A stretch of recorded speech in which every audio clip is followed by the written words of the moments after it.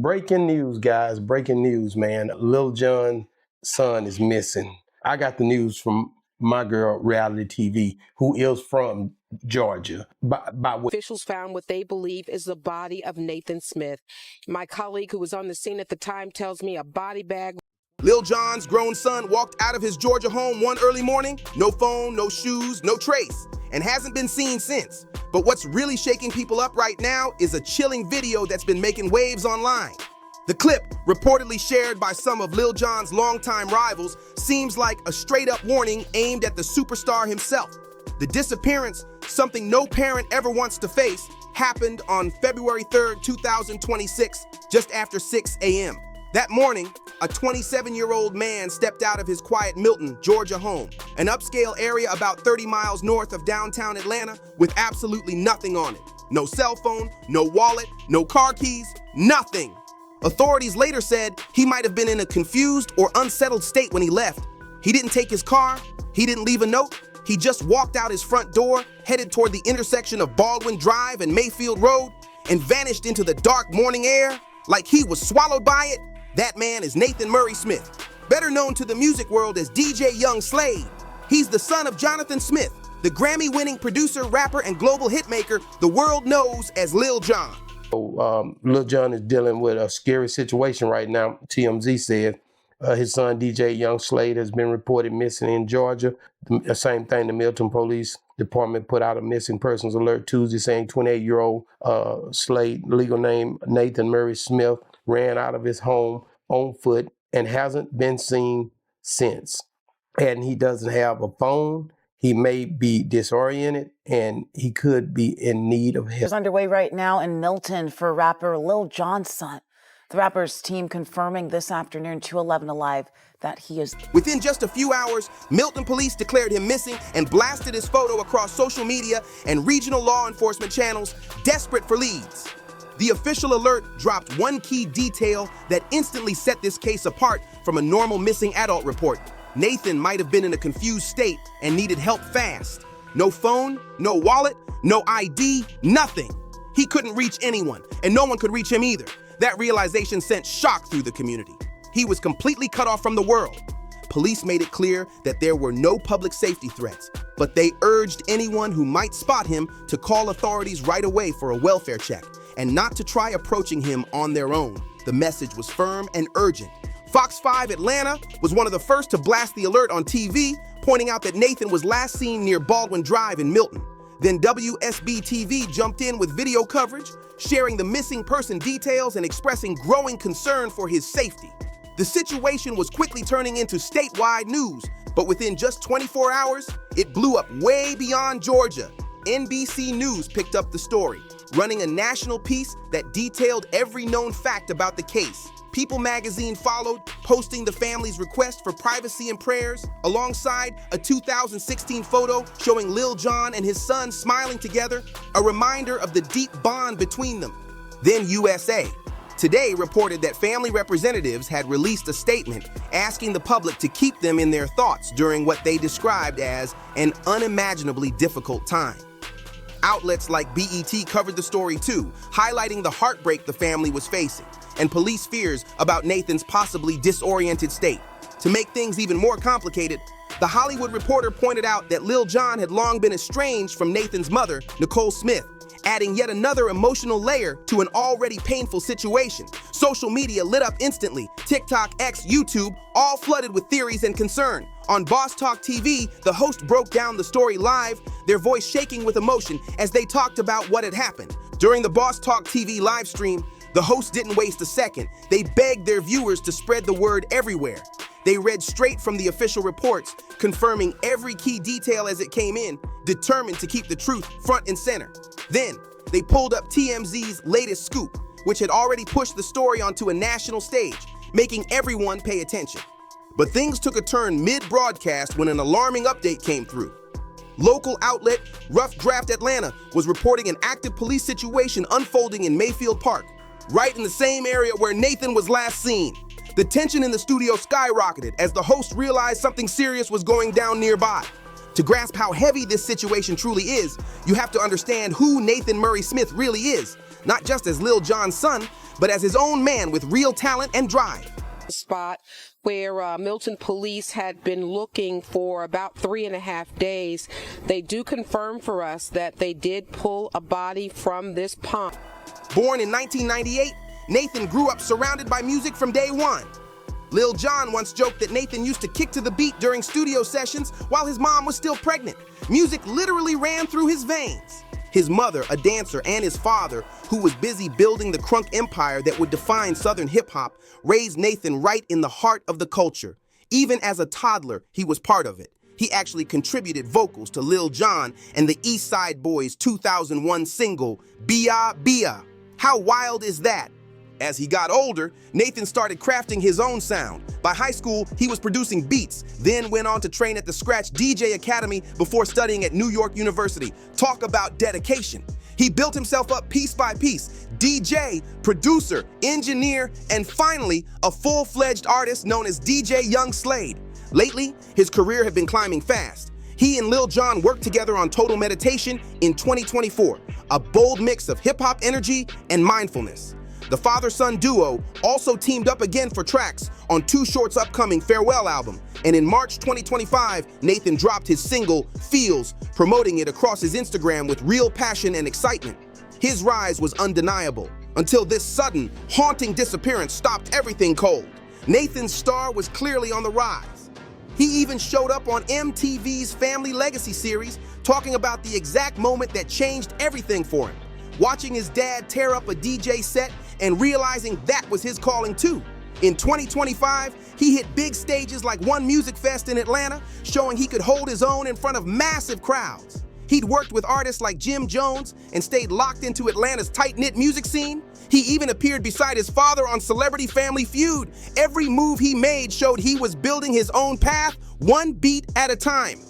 By all accounts, Nathan wasn't just living off a famous last name, he was grinding, producing, recording, and mixing his own material from scratch. When Boss Talk TV revisited the story, you could feel the emotion fill the room. The hosts' voices cracked as they talked about what it must feel like to be a parent getting that kind of phone call. It hit everyone hard. And what made it even more surreal, earlier in that same Boss Talk TV episode, before the breaking news hit, DJ Young Slade himself had appeared in a pre-recorded interview.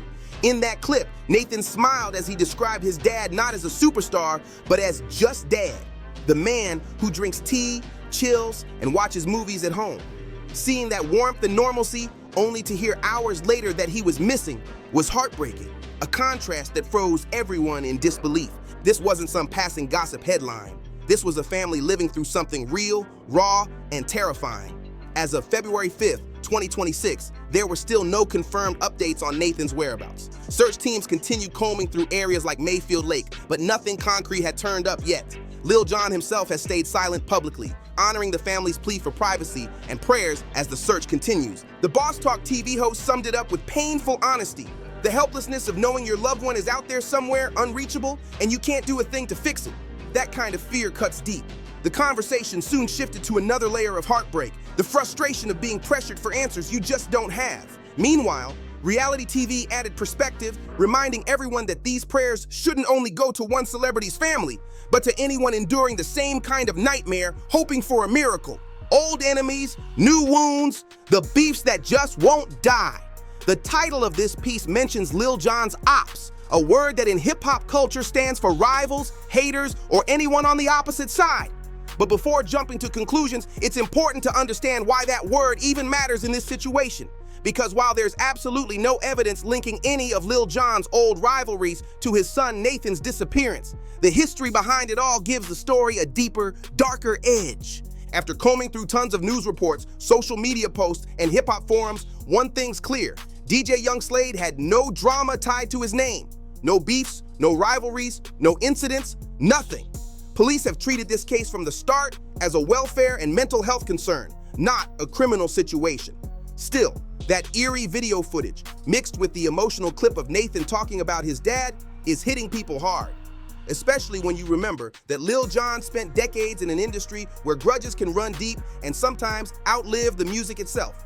Jonathan Smith, the man the world knows as Lil Jon, rose straight out of Atlanta's late 90s and early 2000s crunk era, becoming its loudest, wildest, and most unstoppable force. As the frontman of Lil Jon and the East Side Boys, he dropped anthems that defined a generation. Get Low, Bia Bia, Throw It Up, tracks that shook clubs across the world. His trademark ad-libs, yeah, okay, what?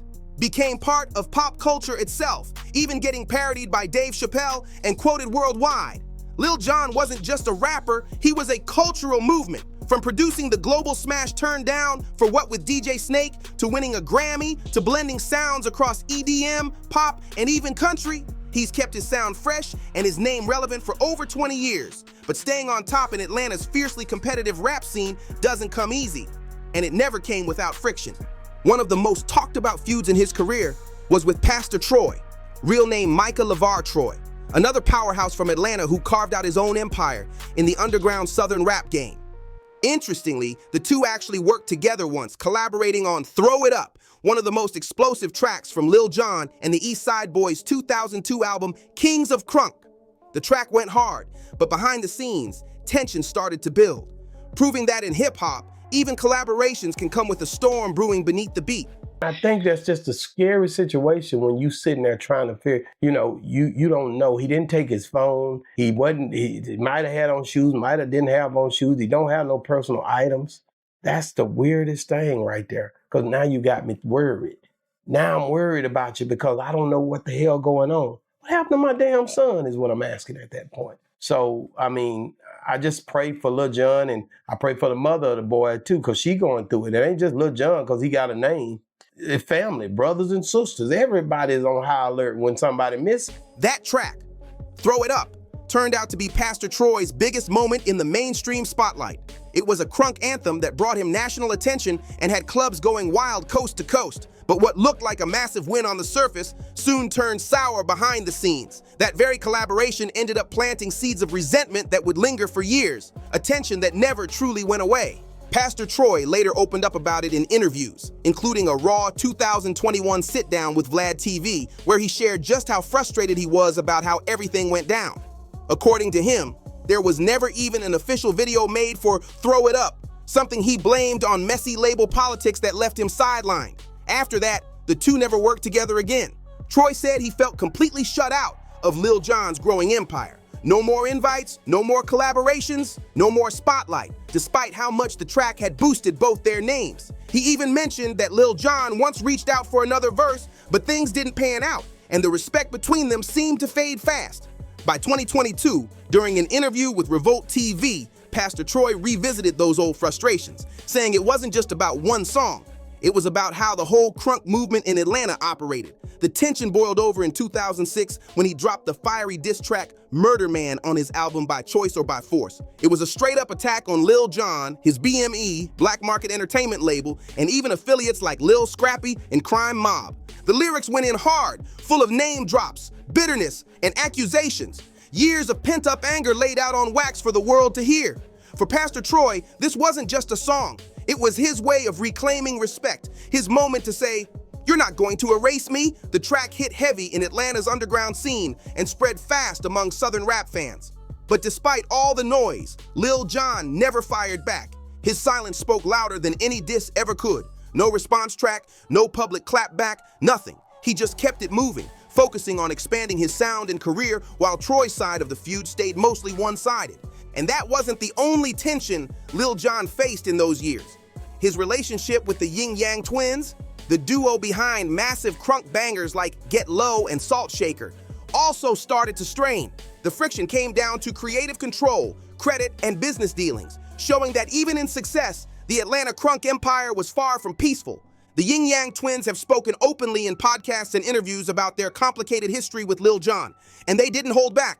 They claimed that when Get Low was first pitched, Lil Jon wasn't even feeling the track at all. Hard to believe now, considering it turned into one of the biggest club hits of the 2000s, but once it exploded, pulling in serious money, the Twins said they felt boxed out, undervalued, and restricted when it came to credit and royalties. It wasn't an all-out war, but it was definitely a real rift that kept tension brewing behind the scenes. Things didn't stop there either. Even Lil Jon and the East Side Boys, the very crew that helped him rise to fame, hit breaking point after their 2004 album, Crunk Juice. Internal money disputes, legal battles, and creative clashes tore the group apart. When they split, Lil Jon moved forward as a solo powerhouse, keeping his brand and influence strong, while the East Side Boys slowly faded from the spotlight. That business breakup left deep scars between old friends and collaborators, the kind that never fully heal. Then came more drama from within Atlanta's own music ecosystem. Dem franchise boys publicly claimed Lil Jon had borrowed too heavily from their snap sound during the mid-2000s transition from crunk to snap music, sparking another round of local rivalry. And to top it off, there were behind-the-scenes tensions surrounding Lil Scrappy, who had been signed to Lil Jon's BME label. Word spread that 50 Cent had pressured Lil Jon over Scrappy's affiliations, and not long after, Scrappy left the label altogether. Another unresolved chapter in Lil Jon's long career of business battles. Yet through every feud, fallout, and headline, Lil Jon somehow managed to stay calm and composed. He never fed into the chaos. He didn't drop diss tracks. He didn't fire back in interviews. Instead, he played the long game, letting success and longevity do the talking.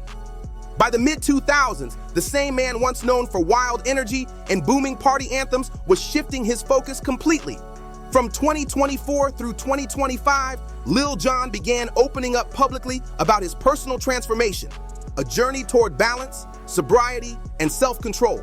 He admitted that years of heavy drinking, fueled by his crunk lifestyle, had caught up with him, leading to serious liver health scares around age 50. That was his wake-up call. Since then, he's turned his life around. He embraced therapy, specifically EMDR treatment to heal mentally, started meditating, and got deep into fitness, going so far as to compete in the 2025 Muscle Beach Championship. The wildest part? He did it all while keeping that same electric energy that made him a legend, just in a healthier, more grounded way. Lil Jon said this major lifestyle shift came from one powerful reason. He wanted to be healthier for his family. He spoke openly about it, especially mentioning his baby daughter, born in 2024, and his older son, Nathan. He talked about breaking a painful cycle he called suffering in silence, something he realized a lot of men struggle with. Since then, he's turned that realization into a mission, becoming a strong voice for mental health, self-care, and emotional honesty among men in the industry. That's exactly what makes the current situation so heartbreaking. Here's a man who spent the last couple of years rebuilding his life around peace, wellness, and family, only to wake up one day to the nightmare of his 27-year-old son suddenly vanishing without a trace. The pain of that irony cuts deep. His past marriage to Nicole Smith, Nathan's mother, ended years ago and led to a long estrangement that already made things complicated within the family. But from what's been seen publicly, Lil Jon and Nathan had stayed close. They made music together, shared TV moments, and showed a bond that went beyond fame or the spotlight. Nathan had always spoken warmly about his dad, once describing him as the tea-drinking, movie-watching dad behind the wild stage persona everyone else knew. It was a glimpse of the human side behind all the flashing lights. When Boss Talk TV revisited the story, the host's voice carried pure heartbreak, the pain of even imagining what Lil Jon must be feeling. How do you hold yourself together when your child is missing and you can't do anything to fix it? That's a pain no fame or fortune can soften. What makes it even more tragic is that Nathan, compared to his father's massive fame, kept a low profile. He wasn't tied to any music industry beefs, controversies, or drama. Just a young artist quietly chasing his dreams. His last post on Instagram before the disappearance showed nothing but love. Pictures with family, new music announcements, and optimistic updates about his career. Everything seemed calm until it wasn't. In hip-hop, history has shown one painful truth. When you're born with a famous last name, your father's enemies can easily become your shadow, whether you ask for it or not. And that brings us to one of the darkest and most heartbreaking chapters in this whole story. When the children end up carrying the weight of beefs they never started. And that's what makes the circulating footage of Nathan talking about his father feel so haunting now. Watching him speak with warmth and pride, calling Lil Jon simply dad, hits completely differently when you realize he's missing. It's chilling, not because of anything he said, but because of the timing, the context, and what it says about hip-hop's long, grim pattern. A pattern where the next generation ends up caught in battles they never chose. Let's be clear, Nathan Murray Smith had no enemies, no beefs, no rivalries. By every official report, his disappearance is being handled as a welfare and mental health emergency, not a crime. But the fact that his name trended online next to the word ops, and that clips of him talking about his dad are now being called chilling, says a lot about how deeply conditioned people have become to expect tragedy whenever a rapper's child makes headlines. And sadly, that fear isn't coming from nowhere. It's rooted in real, repeated pain throughout hip-hop history. The culture has seen too many moments where innocent family members got pulled into the line of fire. The most glaring recent example, the 2025 explosion of the long-brewing feud between Nicki Minaj and Cardi B. Their rivalry had been simmering since 2017, but by 2025, it hit a point that shocked even their fans. The feud turned dark, no longer just about music or bragging rights, when both artists began dragging each other's children into the spotlight. Nicki Minaj, real name Annika Tanya Mirage Petty, a Trinidadian-American rap icon who built an empire off hits like Pink Friday and earned her place among the most successful female rappers ever, suddenly found her family caught in the middle of social media crossfire. What had started as industry competition spiraled into something deeply personal and disturbing. It was a grim reminder of how toxic the culture can get when rivalries go unchecked, and why people get chills now, seeing a father like Lil Jon suddenly facing tragedy after decades of surviving that same unforgiving world. The feud between Nicki Minaj and Cardi B took a horrifying turn when things crossed an unthinkable line. Their kids became targets. Nicki reportedly went online and hurled direct insults at Cardi B's daughter, Kulture, calling her ugly, mocking her name with the cruel label culture vulture, and even using racial slurs while threatening physical harm toward a child. She didn't stop there. She extended those same vile comments to Cardi's younger daughter, Blossom. Cardi B, real name Belcalis Almanzar, the Bronx-born powerhouse who broke through with her mega hit Bodak Yellow, wasn't about to stay quiet either. She clapped back hard, but in doing so, she took things to an equally dark place. Cardi publicly mocked Nicki's son, known to fans as Papa Bear, calling him slow and nonverbal. She even accused Nicki of substance use during pregnancy, saying that's what caused his supposed developmental issues, then made disturbing jokes about his birthday. Both women later issued half-hearted apologies. Nicki's directed specifically at Kulture, but neither backed off entirely. The jabs kept coming, and by then, the damage was already done. The internet exploded with outrage, blasting both rappers for crossing a line no parent should ever cross. Children had become casualties in a war that was supposed to be about music and ego, not innocence. And as shocking as that was, it wasn't the only example. The Drake versus Kendrick Lamar feud of 2024 took the same twisted pattern to a whole new level, weaponizing families in what became one of the most ruthless lyrical battles in modern rap history. Drake dropped Family Matters, a track that went straight for the jugular, accusing Kendrick Lamar's creative partner, Dave Free, of secretly fathering one of Kendrick's kids. He didn't stop there. Drake went further, implying there was domestic conflict in Kendrick's home with fiancée Whitney Alford. It was brutal, invasive, and deeply personal. Then Kendrick fired back with Meet the Grams, a track so sharp it practically froze the internet. He addressed Drake's family one by one and even spoke directly to Drake's young son, Adonis, saying, "I'm sorry that man is your father." The lyrics hit like a sledgehammer. Kendrick also claimed Drake had a secret 11-year-old daughter the world didn't know about. Drake denied it immediately, but the blow had already landed, hard.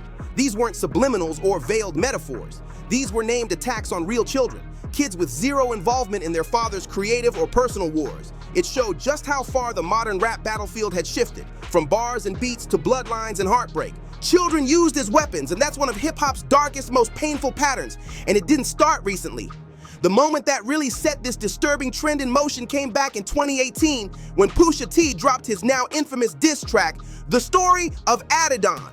That song didn't just go for Drake's reputation, it blew up his private life for the entire world to see. In it, Pusha T exposed the existence of Drake's then-hidden son, Adonis, something no one outside Drake's circle had known. He accused Drake of being a deadbeat dad and even used a shocking blackface image of Drake for the cover art.